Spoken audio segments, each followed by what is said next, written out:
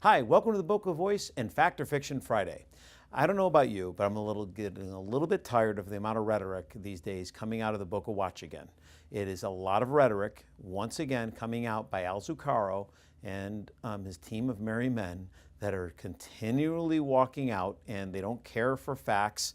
They just continually drop out a lot of different things, and they don't have any regard whatsoever for truth, facts, or what's really going on.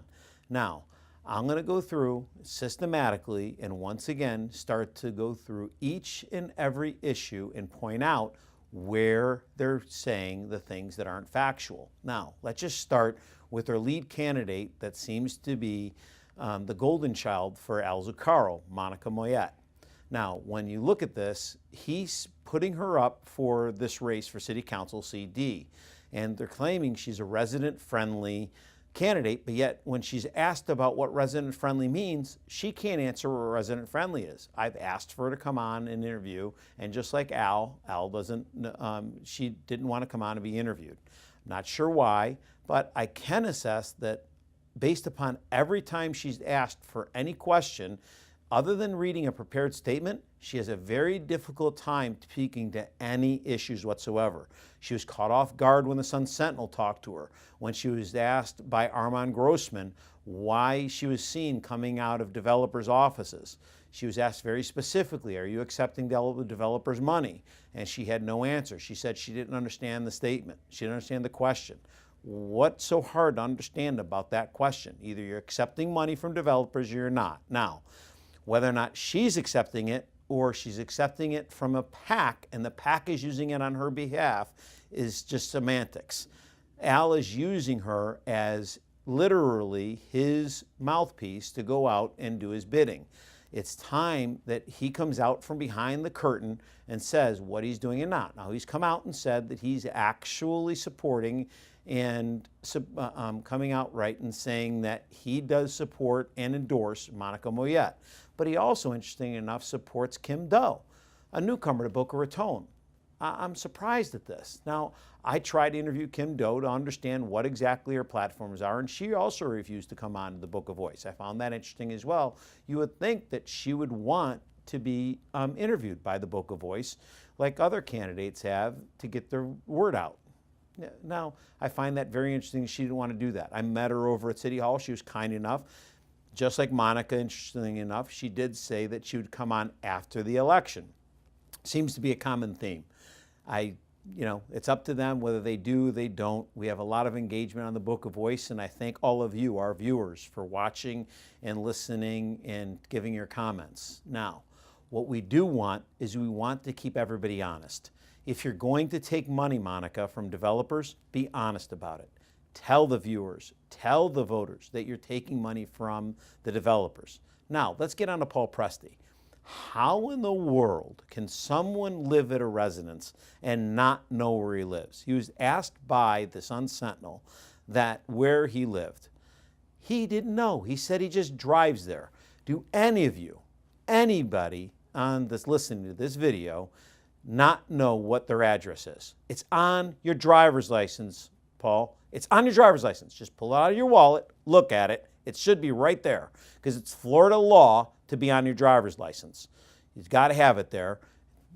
Got to know.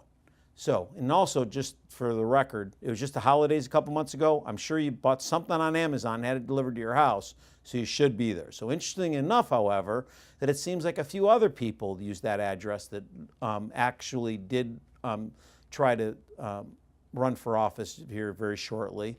So we want to make sure that what's going on here. My personal opinion, I think he was put up by somebody, most likely a name that I can't say right now because I can't factually say that he did, so I won't put his name out in the record yet until I can prove it.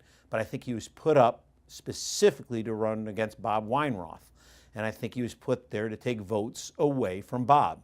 And now that Armand's running, he's there and stays there for the only reason. He's a newcomer to Boca Raton. He hasn't voted for the last 12 elections. Does he actually realize that as a city councilman, he's going to have to vote on issues?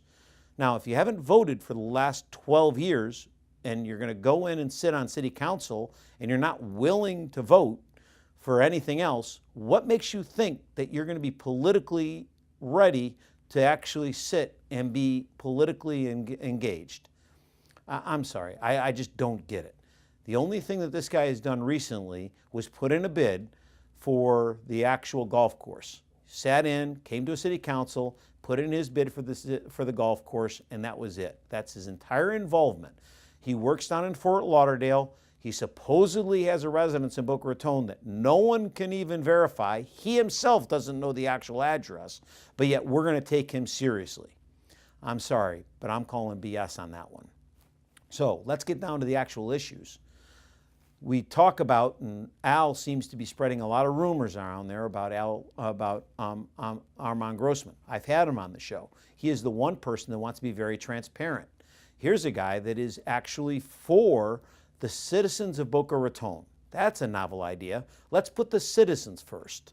Let's come from behind the curtain and say what you mean and mean what you say. That's what I want in a candidate.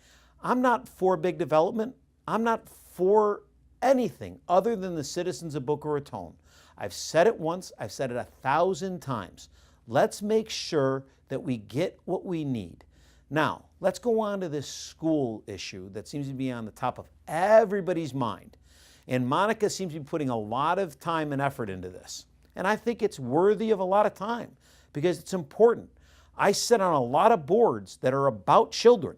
So if you want to come nose and toes me about kids, I ask you to come nose and toes with me. I sit on the Boys and Girls Club board of directors. I sit on the Foundation for George Snow.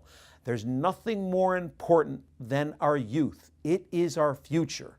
So I promise you it is on mine. I have 2 children in the school system. So I promise you it is important. I interviewed Frank Barbieri, who also knows that it is important. And there's a man that knows what is right for our school system. There is a man committed to not only the school system, but to the city of Boca Raton. And he himself said that the city and the school board have done numerous studies. This is not about the amount of apartment buildings or the condos that have come into Boca Raton that have caused the overpopulation of the schools. It's about how many young families have moved into Boca Raton. And why is that? Why do you think young families have moved into Boca Raton? It's an awesome city. This city is an incredible city that we want to live in. Who wouldn't want to live in paradise? Now, the other side of the coin is we have beautiful people that have lived here for many, many, many years that don't want to live in single-family homes anymore. Where do they want to move? They want to move to condos. They want to move to townhomes. And where are they located? They're located east. So there isn't enough inventory out west or in the central area of Boca Raton for that. It's much easier to build that in East Boca, where the actual land that you can develop right here in downtown Boca Raton. So this is not something that is devious. There's nothing that's devious. It's part of an overall plan, and it's ready to go. I don't understand why everything has to be put out there like it's this devious thing that somebody is trying to create to try to create havoc. Other than Al, we can look deeper into Al because Al seems to be out for one person, Al. Where everybody else is trying to create a better Boca Raton, what is it about Al? Other than sore grapes about not making mayor, other than about sore grapes about not winning up in West Palm Beach, and he came down to Boca Raton, and now he's doing the same thing that happened up in West Palm Beach. He didn't get his World Trade Center up in West Palm Beach, and now he's coming down to Boca Raton and creating it down here. And since he couldn't do it himself, now he's trying to put the right pawns in place in order to have him and have a seat at the table.